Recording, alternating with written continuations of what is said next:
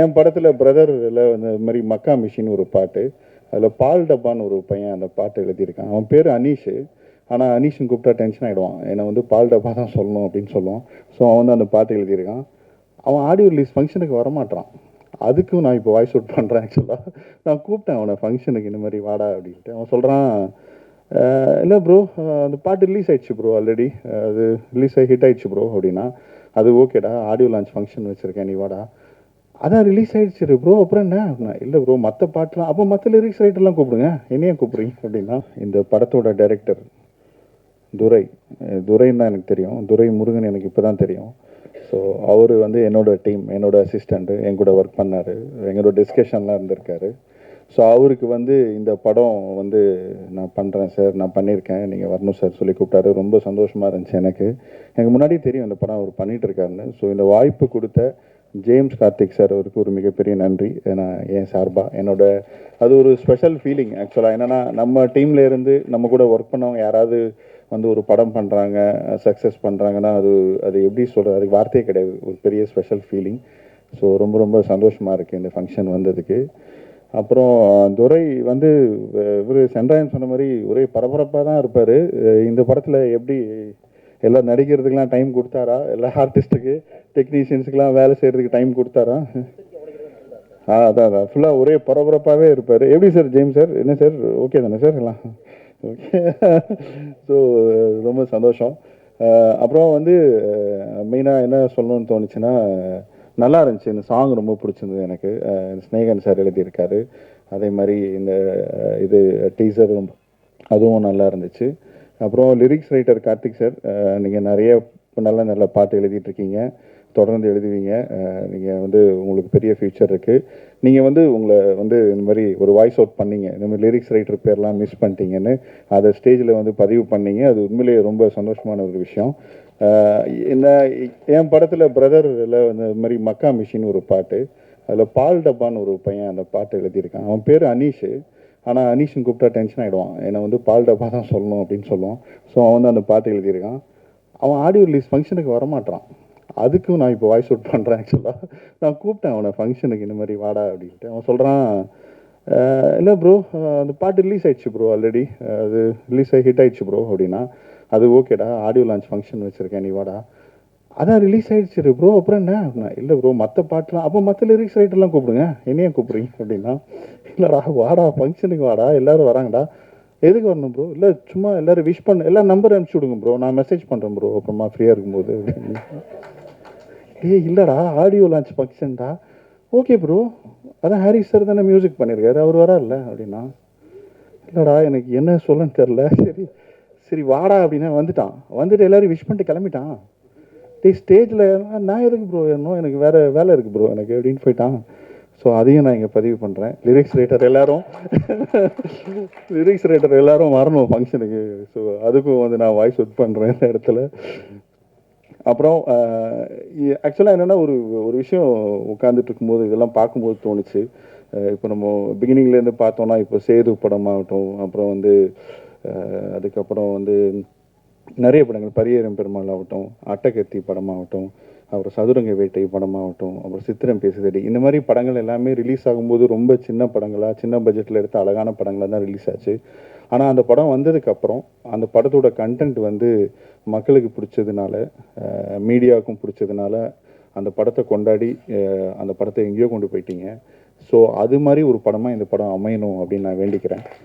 ஏன்னா வந்து அந்த அந்த படம் பண்ண டேரக்டர்ஸ் எல்லாருமே இன்றைக்கி மிகப்பெரிய டேரக்டர்ஸாக இருந்திருக்காங்க. ஸோ ஆனால் அந்த படம் ரிலீஸ் ஆகும்போது ரொம்ப சாதாரணமாக ஒரு சின்ன பட்ஜெட் படமாக தான் வந்துச்சு. ஸோ அதுக்கு மீடியா கொடுத்த சப்போர்ட் தான் வந்து இன்றைக்கி அந்த படம் மிகப்பெரிய லெவலில் இருக்குது. அந்த டைரக்டர்ஸும் இருக்காங்க. ஸோ அந்த மாதிரி இந்த படம் உங்களுக்கு பிடிச்சதுன்னா இந்த படத்துக்கு நீங்கள் மிகப்பெரிய லெவலில் சப்போர்ட் கொடுத்து இந்த இயக்குனரையும் இந்த தயாரிப்பாளரையும் இந்த படத்தையும் நீங்கள் மிகப்பெரிய லெவலுக்கு கொண்டு போகணும் அப்படின்னு நான் வந்து உங்களை ரொம்ப வேண்டி கேட்டுக்கிறேன். Thank you so much. நன்றி. எல்லாருக்கும் வணக்கம். வந்திருக்கும் அனைத்து பத்திரிகையாளர்களுக்கும், ப்ரெஸ் அண்ட் மீடியா பீப்புள், உங்களுக்கு எல்லாருக்கும் வந்து நம்ம ஆங்கர் வெல்கம் கொடுக்கல, அதனால நான் வெல்கம் கொடுக்குறேன். ஸோ இந்த படம் சீரன், நீங்கள் ட்ரெய்லர் அண்ட் பாட்டு பார்த்துருப்பீங்க. பாட்டு நான் இப்போ தான் ஃபுல்லாக பார்க்குறேன். ஆக்சுவலி ஷூட்டிங் பண்ணும்போது அவ்வளோ ஒரு எனர்ஜெட்டிக், ஒரு ஃபயர் அந்த மாதிரிலாம் இருந்தது. ரியலாகவே வந்து ஒரு டெம்பிள், ரியல் டெம்பிள் பேக்ரவுண்டில், அங்காள பரமேஸ்வரி டெம்பிள். நாங்கள் காஞ்சிபுரம் சைடு ஷூட் பண்ணியிருக்கோம். அண்ட் நிறைய லொக்கேஷன்ஸ், செய்யாறு, ஆரணி, அந்த மாதிரி நிறைய ட்ரெடிஷ்னல் லொக்கேஷன்ஸில் தான் லைவ் ஷூட் பண்ணியிருக்கோம். அண்ட் அது போக செட்டு போட்டிருக்கேன். இந்த பாட்டில் நீங்கள் பார்த்தீங்கன்னா தெரியும், நிறைய கருப்புசாமி பற்றி உள்ள சாங் தான். ஸோ செட்டு போட்டிருக்கேன். இந்த படத்தில் என்னோட கேரக்டர் வந்து பூங்கோதை. பூங்கோதையை வந்து நீங்கள் 3 விதமாக பார்த்துருப்பீங்க ஸ்க்ரீனில். எனக்கு வந்து இது ஒரு டிஃப்ரெண்டான ஒரு மூவி. ஆக்சுவலி இந்த சப்ஜெக்ட் கேட்டு தான் இந்த படத்துக்கு வந்தது. ஆக்சுவலி துரை சார் வந்து அவ்வளோ அழுத்தி சொல்லிகிட்டே இருந்தாங்க, இனியா நீங்கள் பண்ணுங்க, கரெக்டாக இருக்கும், நல்லா இருக்கும் அப்படின்னு சொல்லிட்டு. ஸோ 20 வயசு பொண்ணா ஃப்ளாஷ்பேக்கில் வரும். அண்ட் அதுக்கப்புறம் 2 குழந்தைகளுக்கு அம்மாவாக வந்து ஒரு 30-35 இயர்ஸ் ஏஜ் கேர்ள் லேடியாக வரும். அதுக்கப்புறம் ஒரு 50-55 வயசு உள்ள ஒரு ஓல்டு லேடியாக வரும். ஸோ அவ்வளோ கெட்டப் வந்து நான் எனக்கு சூட் ஆகுமான்னு கூட தெரியல. பட் ஸ்க்ரீனில் எனக்கு பார்க்கும்போது ஓரளவுக்கு ஏதோ நல்லா பண்ணியிருக்கேன் அப்படின்ற மாதிரி தெரியுது. அண்ட் இது போக வந்து சமூகத்தில் ஒதுக்கப்பட்ட சில மக்கள் இருக்காங்க, அவங்கள பற்றி சொல்கிற ஒரு ஸ்டோரி தான் இது. அது போக இதில் ஒரு தெய்வீகமான ஒரு கண்டென்ட்டும் இருக்கும், ஒரு கருத்து இருக்கும். அண்ட் இது ஒரு real life story, real life பேஸ்டான ஒரு ஸ்டோரி. அண்ட் ப்ரொடியூசர் சாருக்கு அதை பற்றி நிறைய சொல்ல முடியும். ஸோ இந்த படத்தில் வந்து ஜேம்ஸ் கார்த்திக் சார் வந்து ப்ரொடியூசர், அவர் தான் ஆக்டிங்கும் பண்ணியிருக்காங்க. ஸோ அவருக்கு ஜோடியாக தான் நான் நடிச்சிருக்கேன். Durai sir of course director, cameraman Bhaskar Arumugam sir. நெக்டோ ஸ்டுடியோஸ் வந்து ரிலீஸ் பண்ணுறாங்க இந்த படம் வந்து இன்டர்நேஷ்னலி அண்ட் இந்தியாலேயும் வந்து நெக்டோ ஸ்டுடியோஸ் டேரக்டாக ரிலீஸ் பண்ணுறாங்க.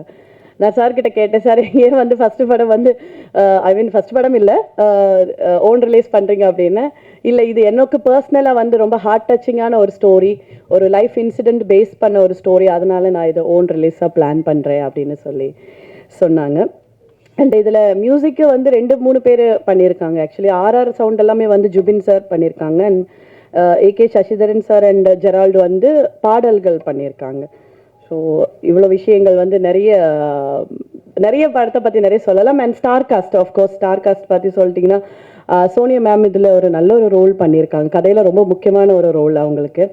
அண்ட் ஆரியன் சார், அப்புறம் சென்ட்ராயன் கூட எல்லாம் நாங்கள் ஷூட்டிங் லொக்கேஷனில் சீரியஸான சீக்வன்ஸ் எடுத்துகிட்டு இருந்தாலும் அவர் நடுவில் ஏதாவது ஒன்று ஜாலியாக பேசிகிட்டே இருப்பாங்க, ஒரு ஃபன்னாக இருக்கும். அப்போ ரீல்ஸ் எல்லாம் எடுத்துக்கிட்டு நாங்கள் என்ஜாய் பண்ணிட்டு இருந்தோம் லொக்கேஷனில். அண்ட் கிருஷ்ணா குருப் யாழினி ரோலில் பண்ணியிருக்காங்க. Sorry, Krisha Kurup. Yazhini, she is a dancer also. Actually she is a trained Bharatanatyam dancer. And என்னோட சன்னோட ஜோடியாக வந்து அவங்க தான் நடிச்சிருக்காங்க இந்த படத்தில். And Ajith hero and mini hero, junior hero Ajith. And என்னோட டாட்டர் நடித்த கேர்ள் வந்து ஐஸ்வர்யா. ஸோ இவ்வளோ ஸ்டார் காஸ்ட். அண்ட் ஆல்சோ உங்களுக்கு பிடிச்ச பெரிய பெரிய ஸ்டார்ஸ் எல்லாருமே இங்கே இருக்காங்க.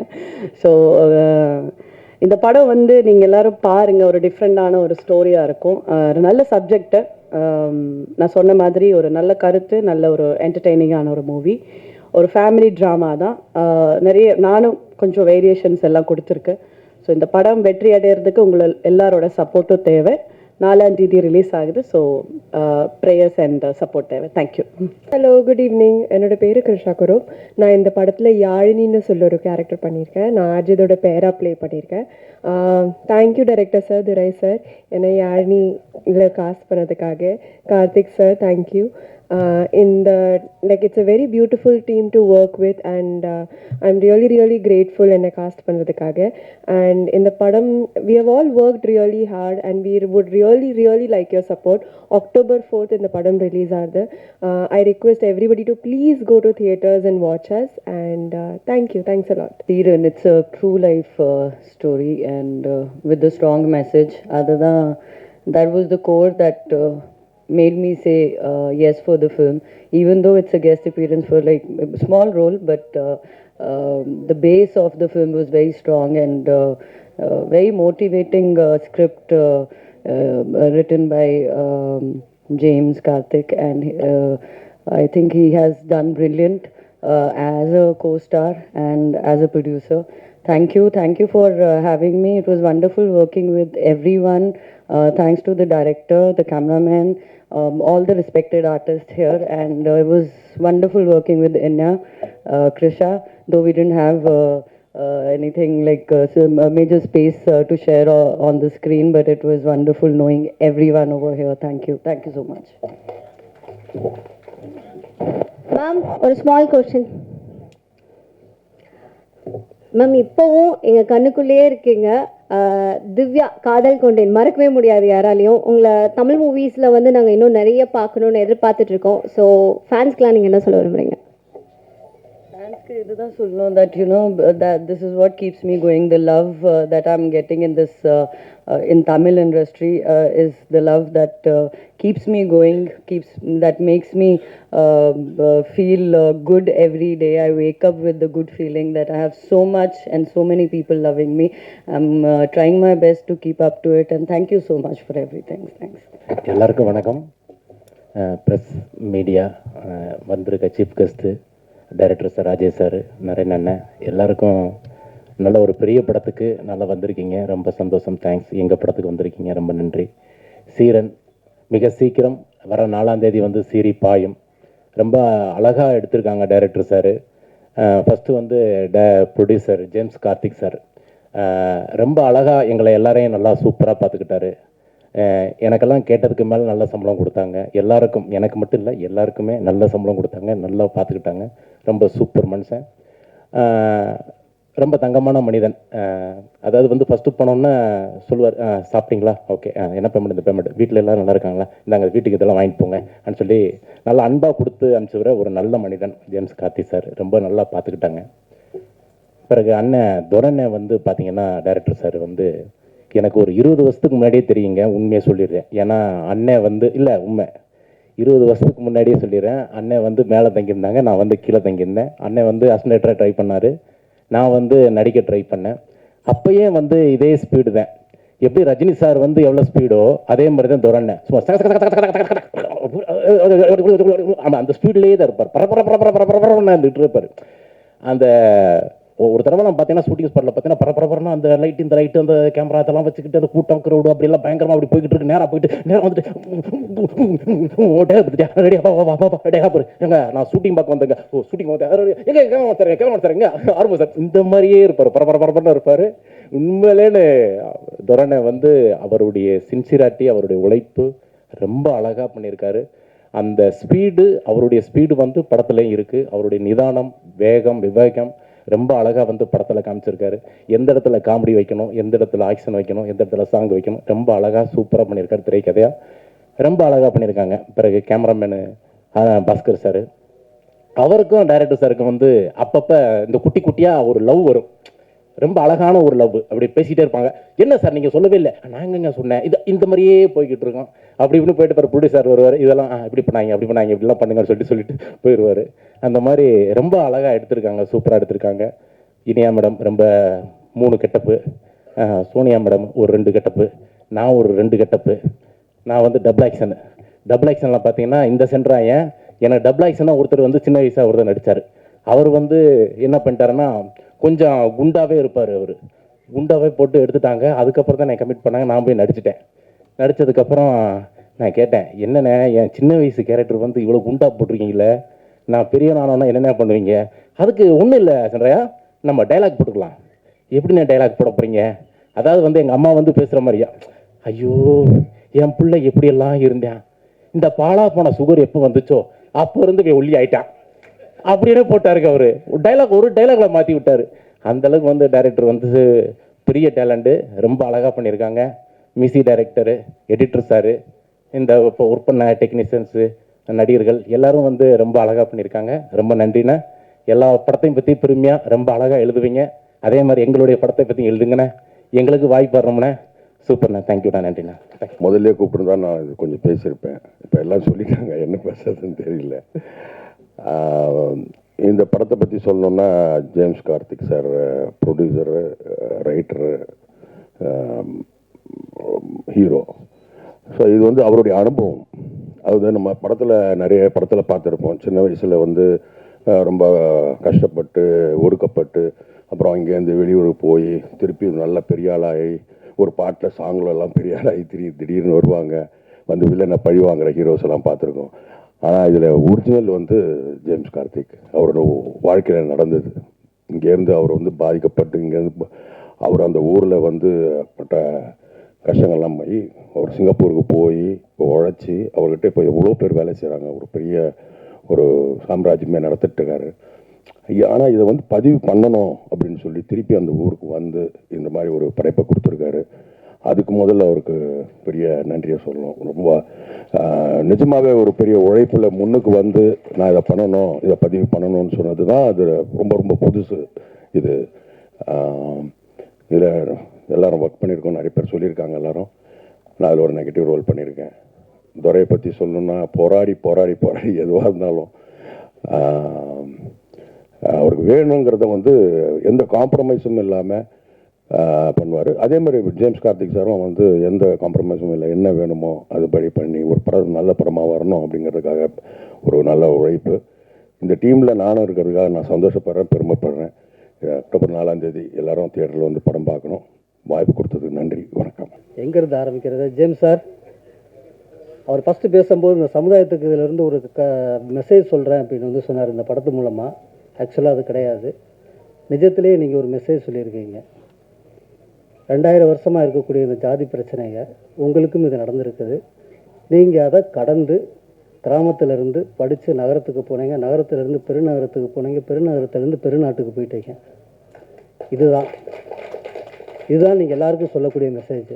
சும்மா அங்கேயே சுற்றிக்கிட்டு அதை பற்றியே பேசிக்கிட்டு இருக்காதீங்க, படித்து முன்னேறி போய்கிட்டே இருங்க அப்படின்னு சொல்கிறது தான் இது வந்து இந்த சொசைட்டிக்கு நீங்கள் நேரடியாக சொல்லக்கூடிய விஷயம். ரெண்டாவது, துரை வந்து சென்ட்ராயன் வந்து கடைசியாக பேசும்போது சில விஷயங்கள் பிரச்சனை இருக்குது. நம்ம பேச வந்ததில் அவங்க பேசிடுவாங்க. அது நீங்களும் சரி, நான் சேதுக்குது அப்படி எடுத்து வச்சுருக்கிறேன் ஏதோ ஒன்று. சென்ட்ராயன் சொன்ன மாதிரி துரை வந்து ரொம்ப சுறுசுறுப்பானவர். எங்கிட்ட என்னுடைய ஃபஸ்ட்டு படத்துக்கு வேலை பார்க்க வந்தார். ஃபஸ்ட்டு வரும்போதே அவர் வந்து சொன்னார், சார் என் பேர் துரை சார், பிரபு அனுப்பிவிட்டார் சார், எனக்கு நீங்கள் சம்பளம் கொடுக்குறீங்க கொடுக்கல அப்படிங்கலாம் ரெண்டாவது விஷயம் சார், ஆனால் எனக்கு பேர் வந்து அசோசியேட் கார்டு போடணும் சார், போடுவீங்களா சார்? இப்படி தான் ஃபஸ்ட்டு டைமே வந்து கேட்டார். ஆமாம், அது இது இவனை வச்சுக்கிறதா வேண்டாமா அப்படிங்கிற மாதிரி ஆகிப்போச்சு. இப்போயே இந்த மிரட்டுறானே, இப்போ இவங்ககிட்ட தான் நம்ம வேலை பார்க்கணும், ஓகே அப்படின்னு வந்து சரி பிரபா சொல்லிட்டா சரி வச்சுக்கிறேன் அப்படின்னு சொல்லிட்டேன். மதுரையில் இருக்கிறப்ப டிஸ்கஷன் ஏதோ டயலாக் எழுதுகிறப்ப நினைக்கிறேன், திடீர்னு காலையில் வந்து எல்லாமே ஓப்பனாகவே சொல்லுவாப்புல, சார் எனக்கு பர்த்டே சார் அப்படின்னு வந்து சொன்னார். அப்படியா அப்படின்னு அப்போ நமக்கே ஃபஸ்ட்டு படம் டீக்கே வழியில் என்ன செய்யறதுன்னு யோசிச்சுக்கிட்டு இருக்கிறப்ப ஏதோ ஒரு 300-400 ஏதோ காசு தேற்றி அவனுக்கு ஒரு சட்டை வாங்கிட்டு கொண்டு போய் கொடுத்தேன். சட்டையை வாங்கி பார்த்தோன்னே என்ன செய்வோம், ரொம்ப தேங்க்ஸ் சார் அப்படின்னு நான் சொல்லணும். பிரித்து பார்த்துட்டு சார் பேண்டை காணும் சார் அப்படின்னாரு. ஏன்னா ஐயோ, அப்போ நான் சொன்னேன் காசு இல்லை துரை, அடுத்த வருஷம் சேர்த்து வாங்கி தர்றேன் அப்படின்னு வந்து சொன்னேன். ஓகே அப்படின்னு வந்து சொன்னார். இந்த படத்துக்கே நடிக்க வரும்போது அதே டோன்லேயே சொல்கிறாரு, சார் இந்த ஒரு கதை பேசிக்கிட்டு இருந்தேன் சார், அதை ப்ரொடியூசர்கிட்ட போய் சொன்னேன் சார், அவர் வந்து உங்கள் கதை பண்ணுவோம், ரெண்டாவது ஃபஸ்ட்டு என்கிட்ட ஒரு கதை இருக்குது அதை பண்ணுங்க அப்படின்னு வந்து சொன்னார். அந்த கதை கேட்டேன் சார், நல்லா இருக்குது சார், அதனால் அதை பண்ணிடலான்னு நினைக்கிறேன் சார் அப்படின்னா. சரி துரை, நல்ல விஷயம், நல்ல வாழ்த்துக்கள் பண்ணுங்க அப்படின்னா. சார் அதில் ஒரு கேரக்டர் இருக்குது சார், அது நீங்கள் பண்ணணும் சார் அப்படின்னா. அப்படியா, சரி ஓகே பண்ணுறேன், அது நீங்கள் பேசுனா நல்லாயிருக்கு சார் அப்படின்னாரு. ரைட்டு ஓகே சரி பேசிடுறேன் அப்படின்னு கடன்னு பேசினார். பேசிட்டு அவ்வளோதான் சார் சம்பளம் முன்ன பின்னா இருந்தாலும் பார்த்துக்கோங்க சார், ஓகே சார் வச்சுட்டான்னு கூட சொல்லல, ஓகே சார் சரி சார் அப்படின்னு சொல்லிட்டு சார். நான் அவர் இருப்பாருன்னு சொல்லிட்டு துறை அப்படிங்கிறேன், சத்தம் தான் வந்துச்சு. ஸோ அவர் வந்து யாரோ சொன்னாங்க நெருப்பு மாதிரி அப்படின்னு. உண்மையிலேயே அவர் நெருப்பு மாதிரி தான். அவரை கரெக்டாக பயன்படுத்திட்டிங்கன்னா தீபமாக இருக்கலாம், இல்லைன்னா பஸ்ஸும் ஆக்கிடுவார்.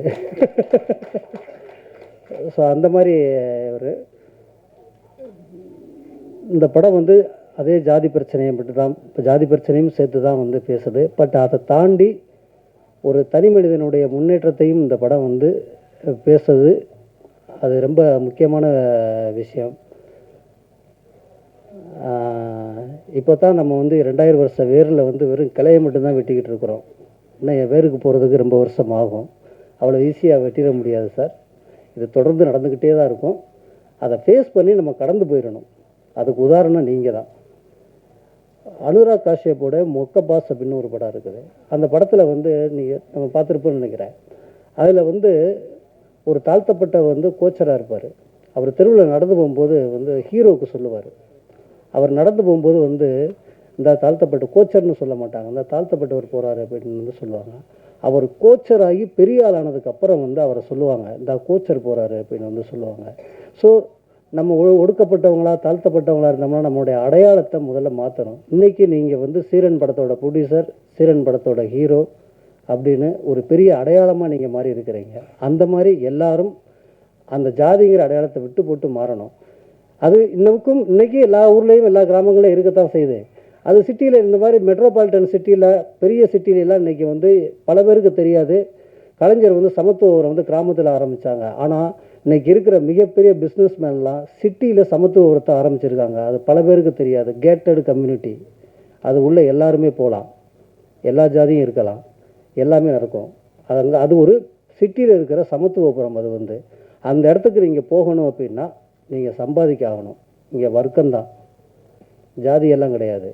சம்பாதிக்கணும், உங்கள் அடையாளத்தை மாற்றணும். இந்த கேட்டட் கம்யூனிட்டிங்கிறது வெறும் அப்பார்ட்மெண்ட்டு மட்டும் கிடையாது, அது ஒரு நவீன சமத்துவபுரம். அந்த இடத்துக்கு போகணுன்னா அவர் மாதிரி உழைக்கணும், அவர் மாதிரி சம்பாதிக்கணும், அவர் மாதிரி வரணும். இதுதான் நம்மளுடைய அடையாளத்தை மாற்றுறதுக்கான ஒரு பெரும் போராட்டமாக இருக்குன்னு நினைக்கிறேன். இந்த படம் வெற்றியடைய வாழ்த்துக்கள். நன்றி.